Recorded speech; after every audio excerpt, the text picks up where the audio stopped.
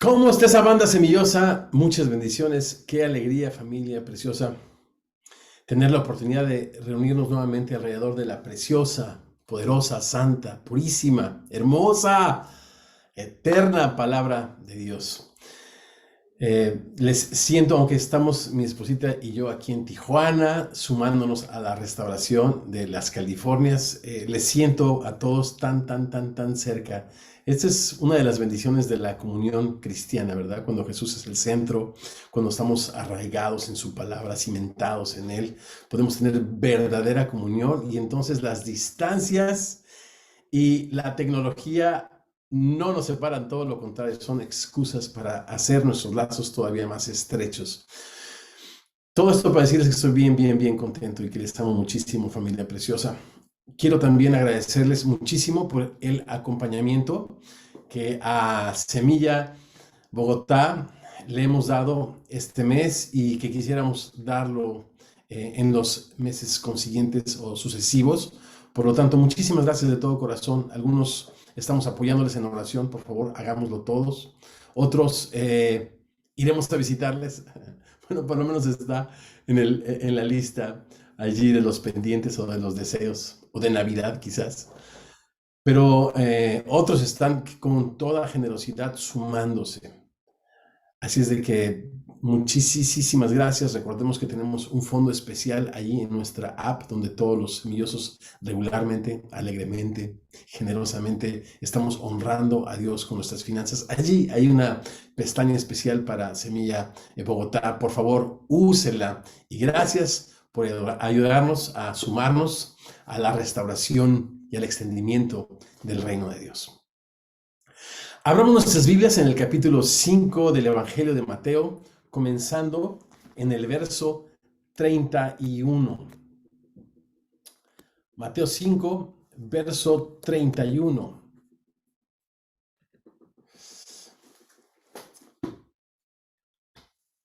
Leemos. También fue dicho, cualquiera que repudie a su mujer. Esta palabra es intercambiable en el Nuevo Testamento con la palabra esposa. Y siempre se interpreta a la luz del contexto. Y Jesús viene hablando de justamente el matrimonio. También fue dicho, repito, verso 31, cualquiera que repudie a su mujer, a su esposa, dele carta de divorcio. Pero yo os digo que el que repudie a su mujer, a no ser por causa de fornicación, hace que ella adultere, y el que se casa con la repudiada comete adulterio. Familia preciosa, tengamos una palabra de oración. Señor hermoso, gracias por traernos a través de tu palabra, Señor, mostrándonos tu gracia, tu misericordia, tu gran amor. Padre, abre nuestros ojos para que veamos en tu palabra las maravillas de tu ley y contemplando, Señor, tu gloria en ella, como en un espejo seamos y sigamos siendo transformados a tu imagen como por tu espíritu. Esto oramos los semillosos, quienes decimos, así sea. Amén y amén. Todos los profetas habían hablado y anticipado este gran momento, el clímax. Nada más ni nada menos que el clímax de la narrativa bíblica había llegado. ¿Cuál? El reino de Dios, en la persona del Rey de Reyes y Señor de Señores, se había acercado.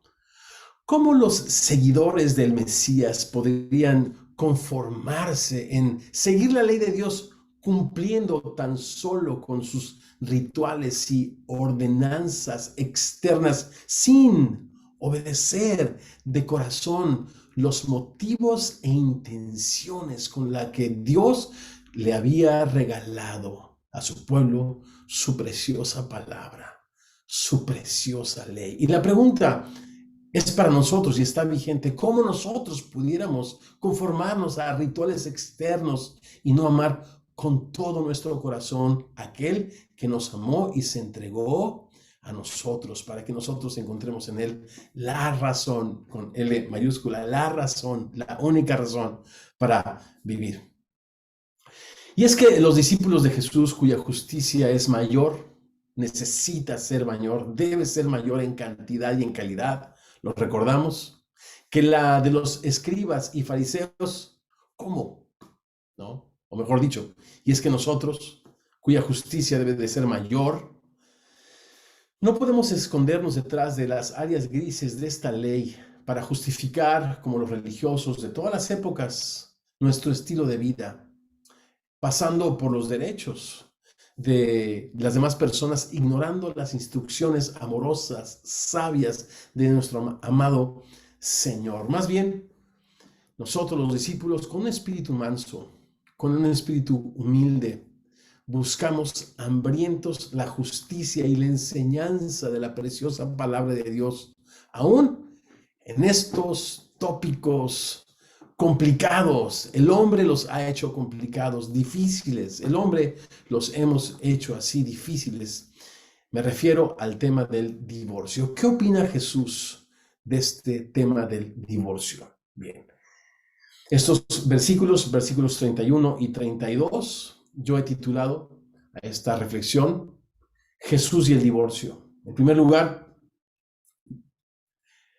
quiero hacer una reflexión acerca de que Jesús rescata el diseño de Dios. En segundo lugar, Jesús protege a las partes en conflicto, la primera parte del verso 32, y la segunda parte del verso 32, Jesús rompe con los tabúes. Otra vez, mi pequeño bosquejo que determinará las tres reflexiones es, en primer lugar, Jesús, en el verso 31, rescata el diseño de Dios. En el verso 32, la primera parte, protege a las partes en conflicto y finalmente rompe el Señor con los tabúes.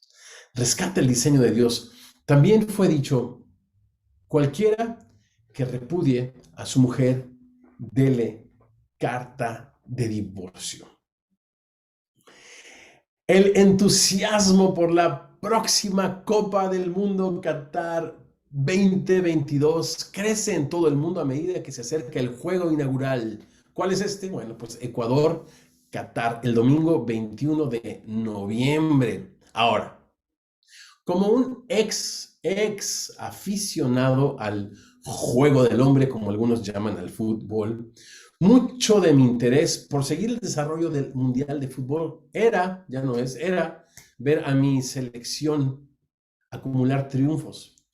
Pero de unos años para acá perdí este interés, ya que cuando se habla en la prensa deportiva de mi país o en todos los círculos, cuando se habla de la participación de México en el Mundial, se habla solamente de la maldición del quinto partido. Históricamente México no ha pasado del quinto partido. Son pocos los mexicanos que piensan que podemos pasar a cuartos de final. En otras palabras, cada 4 años la selección de México, y estoy seguro que no es la única, va al Mundial con la expectativa no de ganar. No creo que no creo que esta es la mentalidad, quiero decir, de países como Francia, como Italia, como Alemania, como Argentina, que ellos van a ganar. Inclusive Estados Unidos tiene una mentalidad ganadora, aunque no tiene el equipo para hacerlo en el fútbol, ¿no? Pero por alguna razón México siempre se prepara para ese quinto partido del que no podemos pasar, con una mentalidad de hasta cuándo vamos a resistir o hasta cuándo nos van a mandar a casa. Cuando se habla del matrimonio, pasa algo similar. Mucha gente se casa para ver cuánto dura. Uy, ya llegamos a la barrera de los 10 años. Hagamos bodas de plata, 25 años. Sí, se pudo, ¿no? La palabra divorcio es no solamente una parte de su vocabulario, sino de sus negociaciones y tristemente de sus expectativas. Mientras se casan, estas personas se aseguran de ubicar siempre, como cuando entras a un cine o cuando entras a un lugar público, se te dice, o a un avión, ubica cuál es la puerta de emergencia o la salida de emergencia. Estas personas, mucha gente se casa y entran al matrimonio ubicando siempre la puerta falsa de salida llamada divorcio.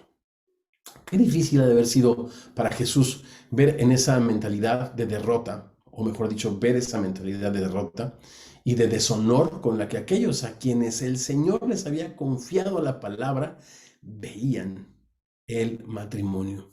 Cualquiera que repudie a su mujer, dele carta de divorcio. Fue lo que se decía y era el comentario que se hacía acerca del capítulo 24 del libro de Deuteronomio, los primeros 4 versos, donde Moisés ponía esta cláusula, digámoslo así, de protección para las posibles víctimas de una injusticia. Moisés, ante la injusticia con la que era tratada la mujer en las naciones y en la cultura de la época, establece una norma para proteger a las mujeres inocentes acusadas de haber cometido adulterio, dándole, pues, fíjense, una carta de divorcio que funcionaba como un certificado de inocencia, así como un seguro de vida. Lo escucharon bien, un seguro de vida, porque si esta mujer era encontrada en el acto mismo de adulterio, la ley exigía que esta mujer tenía que morir. Así es de que, bueno, pues la ley proveía un camino en ese sentido de protección y hasta cierto punto de gracia para proteger el derecho de una mujer inocente. Ahora, ¿pero qué es indecencia? Ya en la semana estaremos conversando un poco más acerca de esto. ¿Pero qué es indecencia? Leamos, vamos a leer Deuteronomio, si les parece, el pasaje original al que Jesús se está refiriendo, Deuteronomio 24, en los versos del 1 al 4. Cuando alguno tomare mujer y se casare con ella, si no le agradare por haber hallado en ella alguna cosa indecente, noten el área gris, donde las personas, repito, se escondían para justificar sus hábitos, su estilo de vida.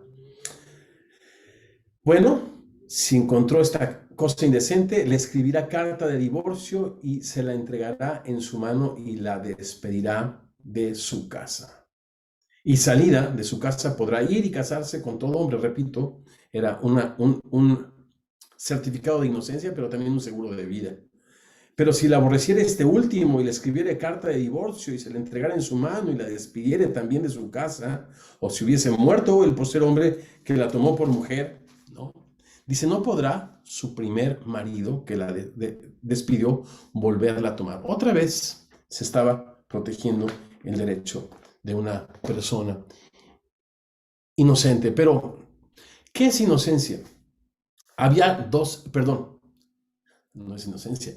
¿Qué es indecencia? Si se hallare en ella alguna cosa indecente. ¿Qué es indecente? Había 2 escuelas en la época de Jesús de pensamiento muy marcadas alrededor de esta controversia. La de el rabí Shammai, implacable, conservador. Decía que indecencia era que una mujer no fuese hallada virgen a la hora de la noche nupcial. Mientras que el rabí Hillel, liberal en su pensamiento, decía que indecencia simplemente era que a la esposa se le quemara el agua, por ejemplo, o que se tardara mucho en arreglar. Imagínense nada más, tendríamos que darle carta de divorcio a todas las chicas, no por el agua, sino de repente por esos minutos extras que nos hacen esperar en el automóvil. No es cierto, nada personal.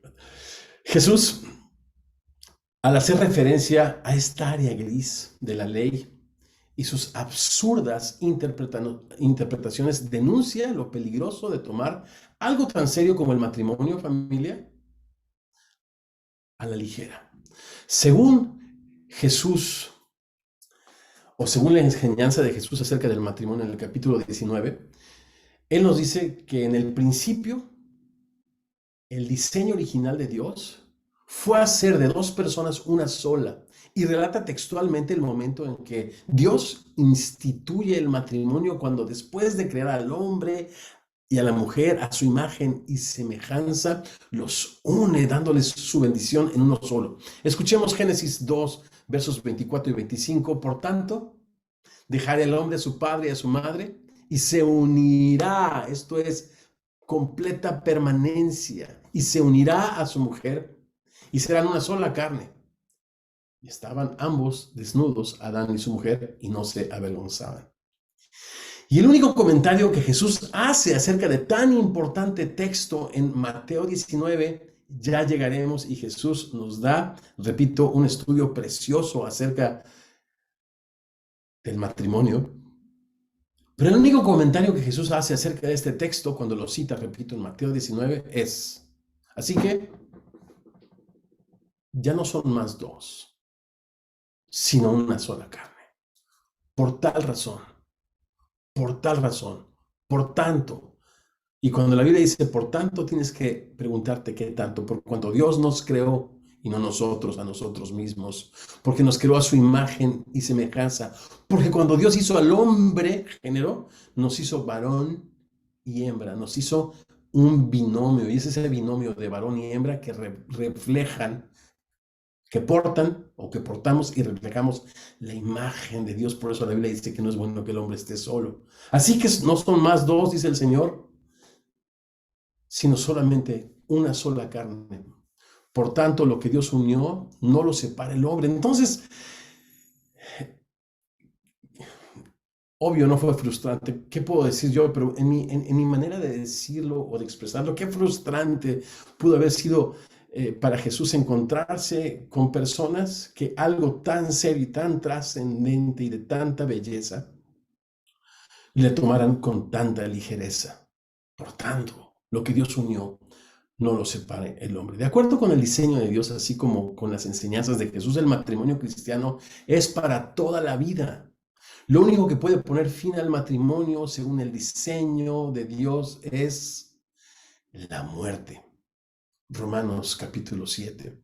Y antes de querer recibir más información, familia, acerca del divorcio, necesitamos con mucha humildad y mansedumbre recibir esta gran verdad. Repito, no sé cuál es tu caso, no sé cuál es tu experiencia, no sé cuáles son tus preguntas acerca del matrimonio, pero cada vez que a Jesús le preguntaban acerca del divorcio, su respuesta no era acerca del divorcio, era acerca del matrimonio. Si tú quieres hablar de divorcio, quizás no es un pastor con el que tienes que platicar, es un abogado, pero todo lo que la Biblia tiene que decir es acerca del diseño original de Dios, y con mucha humildad, antes de recibir, repito, más información, necesitamos recibir esta gran verdad.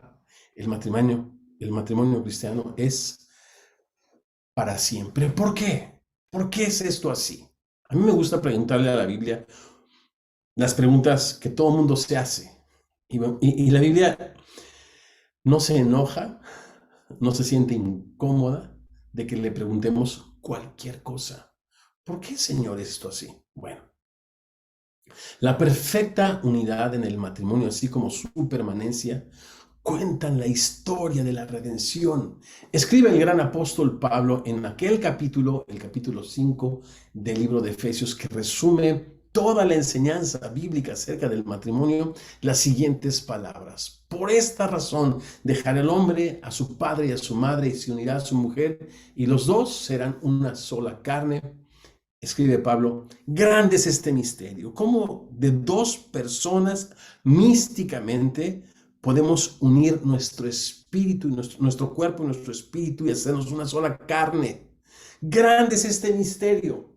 Y dice Pablo: pero yo digo esto respecto de Cristo y de la iglesia. Este capítulo 5, de una manera preciosa, nos habla de cómo Jesús, el esposo, lava a su esposa con el agua de la palabra para que día a día, más y más, se convierta en una esposa gloriosa, radiante, sin mancha, para el momento que se reencuentre con el esposo, Cristo. Entonces el matrimonio es un reflejo, es un espejo de la obra de la redención. Por tal razón, el matrimonio de una pareja cristiana y la fe de una pareja cristiana o se sostienen o se derrumban, porque ambos, o mejor dicho, el matrimonio está diseñado para contar la historia de fidelidad, de amor y de permanencia con la que Dios redime y hace suya a su iglesia, a su esposa, a ti y a mí. Así que después de rescatar el diseño de Dios para el matrimonio, en segundo lugar, Jesús protege a las partes en conflicto. Verso 32 nos dice, pero yo os digo, esto es equivalente a, así dice el Señor de los profetas, pero yo os digo que el que repudia a su mujer, a no ser por causa de fornicación, hace que ella adultere, y el que se casa con la repudiada comete adulterio. La palabra, en este caso, fornicación, es la palabra porneia. Porneia. En el Nuevo Testamento, esta palabra tiene un significado muy extenso. Y este tiene que ver, ¿recuerdan? Con ese fuego del que Jesús nos habló, esta antítesis anterior, entrando o recordando un poquito el contexto, el verso clave del Sermón del Monte, el verso 20, porque os digo que si vuestra justicia no fuere mayor que la de los escribas y fariseos, no entrarán en el reino de Dios. A partir de ahí nos da 6 ejemplos en 6 declaraciones que están en aparente contradicción, llamadas antítesis, y en la anterior, la segunda, Jesús hablaba de este fuego, de este peligroso incendio, y hablaba de la siguiente manera: por tanto, si tu ojo derecho te es ocasión de caer, sácalo y échalo de ti, pues mejor te es que se pierda uno de tus miembros, y no que todo tu cuerpo sea echado en el infierno, en el fuego. De la misma forma en la que el fuego necesita estar, decíamos la semana pasada, en la antítesis anterior, de la misma forma en la que el fuego necesita estar confinado a un solo lugar o a un lugar específico por su alta peligrosidad, así también la sexualidad humana, Dios la restringe con su bendición a la belleza del matrimonio cristiano. Por tanto, el término fornicación hace referencia a ese caos, a esa condición, a esa vida de promiscuidad, a ese incendio fuera de control con el que el ser humano se ha autoinfligido dolor al no considerar el diseño de Dios para el matrimonio y la sexualidad humana. Porneia, pues, significa esto: la actividad sexual fuera del matrimonio, un fuego fuera de control. Cuando esto sucede, ¿quién gana y quién pierde? Sí, dele carta de divorcio y aparentemente lo que tú estás leyendo es: hay un culpable y hay un inocente. Eso es debatible. Yo he aprendido en tantos años de servir al Señor como pastor que cada caso o cada conflicto matrimonial, que no hay dos conflictos matrimoniales iguales, cada uno tiene su propia particularidad y no se puede generalizar. Pero lo que sí he aprendido es de que nadie gana, todos pierden, punto. Y ya nos dirá el Señor en el capítulo 19 que esto es por la dureza del corazón.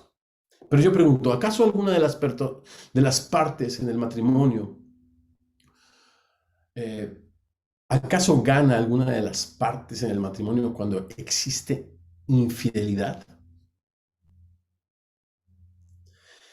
No considero que exista aún en medio de una traición una víctima. Repito, no considero que en medio de una traición exista solo una víctima. Porque sí, la persona traicionada es víctima, pero también la persona que traiciona se victimiza a sí mismo. Así dice la Biblia, que el cruel se atormenta a sí mismo. Y hemos visto en tantas escrituras cómo autoinfligen este dolor con una conducta apartada de la razón, fuera del temor de Dios. Por lo tanto, Jesús, al reconstruir su carácter en cada uno de los discípulos, nos insiste en su bendición sobre los pacificadores. ¿Lo recuerdan?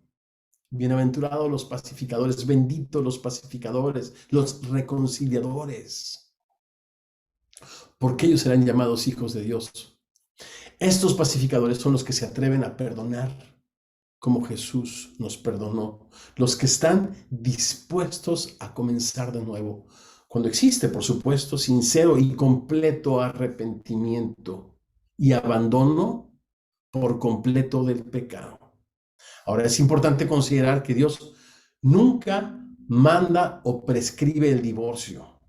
Nunca manda la Biblia el divorcio. El divorcio en la Biblia es una concesión solamente cuando no existe el deseo, la disposición, la humildad, el quebranto de reconciliarse primero con Dios y después el uno con el otro. Y en este caso, la parte ofensora pudiera experimentar un verdadero arrepentimiento, pero la parte ofendida pudiera cerrar su corazón y no transmitir el perdón con el que ha sido perdonado. Por eso es importante que antes de una reconciliación horizontal hay una reconciliación vertical de cada una de las partes y que ambas puedan conocer el perdón de Dios, porque el que no perdona no conoce a Dios, porque Dios es perdón. Es importante considerar, repito, que la Biblia nunca prescribe el divorcio. El divorcio es solo una concesión cuando no existe este deseo de reconciliación. El primer paso en la Biblia nunca es el divorcio, sino la reconciliación. Dios manda a sus discípulos a perdonar. Y de hecho, me encantaría leerles este pasaje, si me lo permiten, Mateo 18, versos 15. Por tanto, si tu hermano peca contra ti, el primer paso no es el divorcio, el primer paso es este. Si tu hermano peca contra ti, ve y repréndele estando tú y él solos. No metas a una tercera parte, que no es parte ni del problema ni de la solución en primer lugar. Si te escuchas, ganado a tu hermano, a tu esposo. Si no te oye, ahora sí, toma contigo una parte completamente imparcial, completamente imparcial, pero que conozca la Biblia, que viva la Biblia y a quienes ustedes respeten y que pueda darles una perspectiva y les ayude a comunicarse, que les ayude a transmitirse y también que les dé la perspectiva de permanencia y la perspectiva del diseño precioso del matrimonio cristiano. Si no te escucha, toma aún contigo a uno o dos para que en boca de 2 o 3 testigos conste toda palabra, y si no los oye a ellos, dilo a la iglesia. Si no oye a la iglesia, tenle por gentil y publicano. Esto no significa que le tengas por tu enemigo, sino que como una persona alejada de Dios, ores por él, esperando lo mejor de la misericordia de Dios suceder en su vida. Bien, primer paso no es divorcio, lo que sí la Biblia manda es la reconciliación. Ahora, después de rescatar el diseño de Dios y proteger ambas partes del conflicto, invitándoles a reconciliarse, Jesús, en tercer y último lugar, en estos 2 pequeños versos, rompe con los tabúes. Verso 22, la segunda parte. Pero yo les digo, dice el verso 32, que el que repudia a su mujer, a no ser por causa de fornicación, escucha esto, hace que ella adultere, y el que se casa con la repudiada comete adulterio. El que se casa con la repudiada comete adulterio. ¡Wow! ¿Existen casos legítimos de divorcio en el Nuevo Testamento? Dicho de otra manera, el Nuevo Testamento y la enseñanza de Jesús aprueban, contemplan, permiten el divorcio. ¿Hay algún divorcio legítimo a la luz de la palabra de Dios? Sí. Existen esos terribles casos donde una persona que es abandonada, ¿no?, o traicionada por una infidelidad, si se casa con otra persona, no peca. Ahora, lo que es importante considerar al final de este pasaje es que el divorcio, por doloroso y devastador que este sea, no es el pecado imperdonable. Y es aquí donde el Señor rompe con los tabúes. Las personas involucradas en un divorcio sufrirán terribles consecuencias por sus faltas, por sus errores y por sus propias y por sus malas y por sus impías, al no tomar en cuenta a Dios, decisiones. Estas situaciones nunca estuvieron dentro del plan de Dios para sus vidas, pero nosotros, los discípulos de Jesucristo, y más aún pastores, moderadores de células, personas que estamos alimentando, cuidando, discipulando a los discípulos y a las ovejitas de nuestro Señor. Es importante que tengamos muchísimo cuidado de impedir que ellos experimenten la gracia y la verdad de Dios a la luz de su preciosa palabra, no poniendo cargas de opresión, no poniendo cargas de tradición, no poniendo cargas de condenación, repito, que les impidan experimentar la gracia de Dios y un nuevo comienzo. ¿Por qué?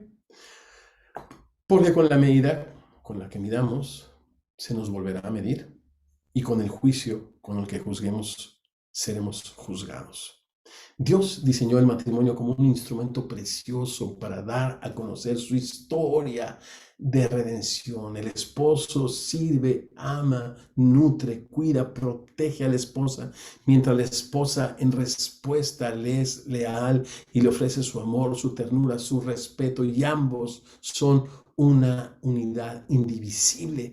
Y esta es la historia de la redención de un Dios que se entregó a sí mismo por su esposa y la amó hasta la muerte. Y en respuesta, su esposa vive una vida de fidelidad y amor y de propósito, siguiendo al esposo a donde quiera que va. Bien. Pero ¿qué tal cuando el fuego de la pasión se ha salido de control y ha creado un incendio? Permíteme responderte como una recapitulación de lo que hemos estado hablando con la historia de un amadísimo amigo al que quiero mucho y a quien respeto junto con su preciosa esposa. Él estaba casado con una persona con la que tenía esta famosa incompatibilidad de caracteres. En otras palabras, Jesús, pese a que eran cristianos evangélicos, no eran discípulos, no seguían a Jesús en los términos del Sermón del Monte, con humildad, con amor, con quebranto, etcétera, etcétera. Y tampoco estaban sumados a la extensión del reino de Dios, estaban más como habituados a una religión, y por lo tanto había mucha incompatibilidad de caracteres. Las cosas se salieron de control, hubo muchas faltas de respeto, unos problemas de convivencia terribles. Y de repente él se encontró con una chica más joven, más linda, que le respetaba como su esposa no le respetaba, que le amaba, al parecer, como su esposa no le amaba, le compartió de Cristo. La evangelizó, para que me entiendan, ¿no? Se casa con ella, desata este incendio que se convierte en un infierno tal y como el Señor nos lo enseñó y nos lo ilustró en los versos anteriores.